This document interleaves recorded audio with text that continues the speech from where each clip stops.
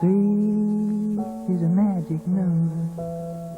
Yes, it is. The BMW 3 Series has long been the class leader of the prestige executive sector. They intend to keep their crown with this updated version. You get 3. But it's no longer in a league of its own. The past and the present and the future. There's the new Audi A4, already a winner in a driven 100, and Jaguar's new baby, the X Type. Magic number. A man and a woman had a little baby. Yes, they did.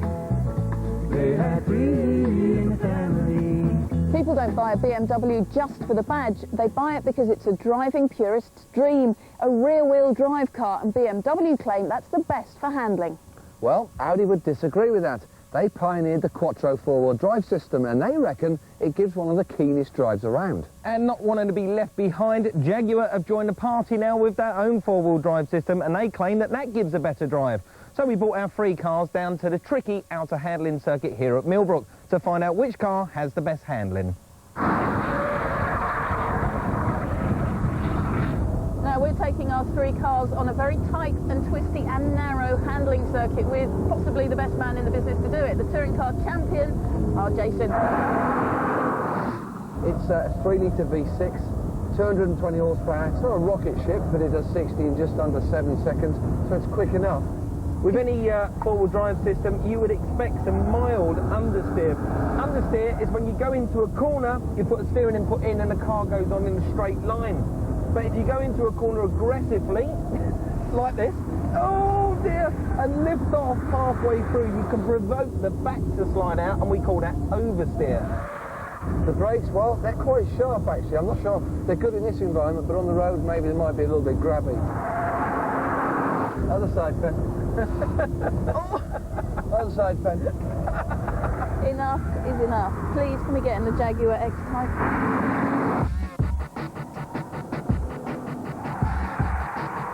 This car has got speed-sensitive power steering, so it should weight up the quicker and more aggressive we go. 40% of the power goes to the front wheels, 60% of the power to the rear wheels. If the computer detects a slip in any of the wheels, it will send power to the other 3 wheels. It doesn't feel as solid as the Audi. It feels more rolly. The car's not very reactive. It doesn't turn in as sharp, and it's not as pointy. The traction control system on here is very obtrusive. It's quite difficult to drive it smoothly, to be honest. The Audi was very planted all the way through the corners, and in this I'm kind of, oh, scared. It's more of a Jaguar waft about, you know, cruising about. That's what they're after with this car, Jace. They're after young people to be into this type of car. This is their four-wheel drive Quattro Pretender. This is their sports car in a sense. Doesn't do it for me. And you know what's so interesting is that all the journalists and all the newspapers and all the magazines have said this is the best in the class.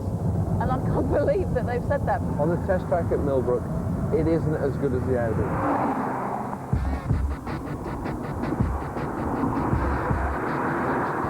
It's the most fun to drive. It's got fabulous steering, very pointy.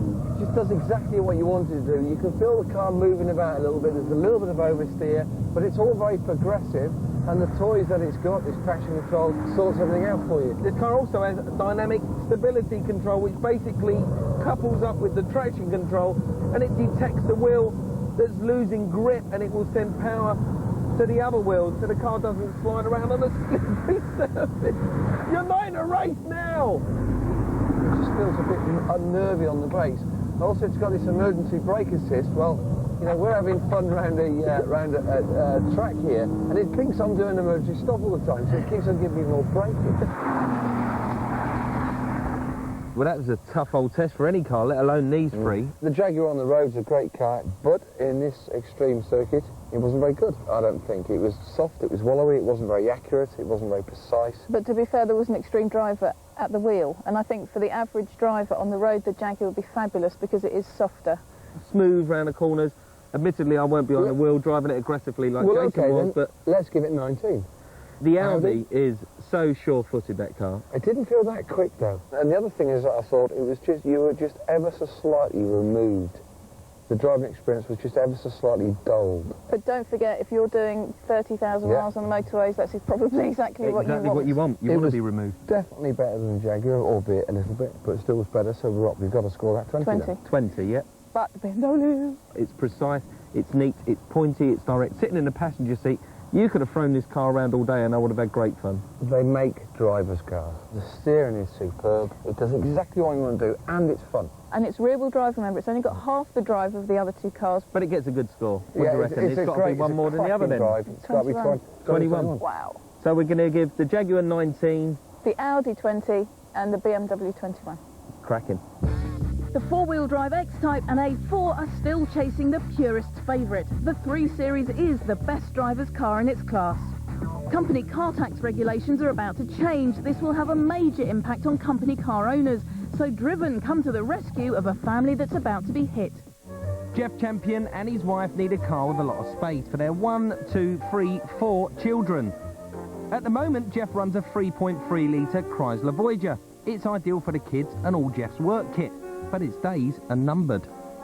Jeff, this looks like it's the perfect car, not only for you, but for your family, so why on earth get rid of it? It's a great car, I love it, I love everything about it. But come April, tax laws change, this is a company vehicle. I'm going to lose about £300 in my pay packet due to the high emissions of the vehicle. Plus I'm going to get a company car allowance, so I'm going to be better off by about £1,000 a month. The new regulations are based on emissions, so big thirsty cars are out and more frugal motors are in. Jeff will save a massive 12 grand over a year. Private cars aren't affected, so here are 3 suggestions that'll save him real money by ditching his company car. Which one will he go for?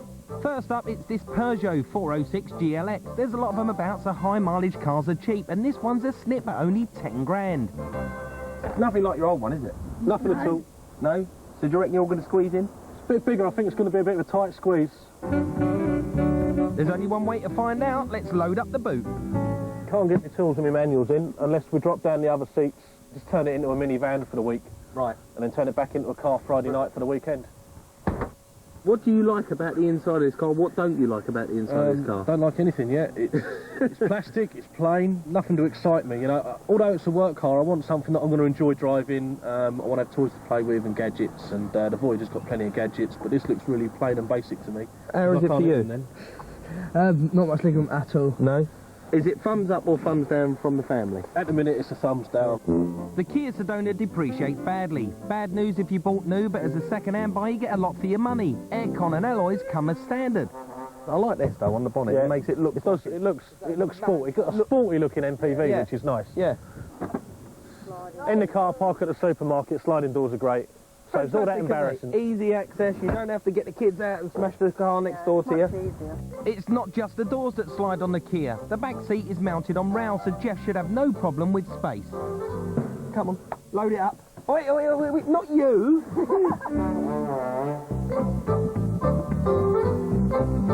I mean, it's all gone in there. Fair to say that box isn't packed very safely, but I think with a little bit more... If we had more than 30 seconds, I'd pack it slightly different, but it's all going to go in. I've got a good driving position, good all-round visibility, the pillars aren't too big. The dashboard's a bit plain, but I'm willing to put up with that because I've got the space I need and the versatility. On a long journey, imagine your brother sitting here, getting bored, he can always spin the seat round, and we could chat on the way. We could even play cards.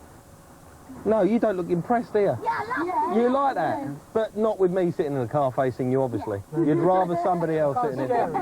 It's thumbs up for the Kia Sedona. My last car is a 2.5-litre turbo diesel Pajero. That's Shogun to you and me.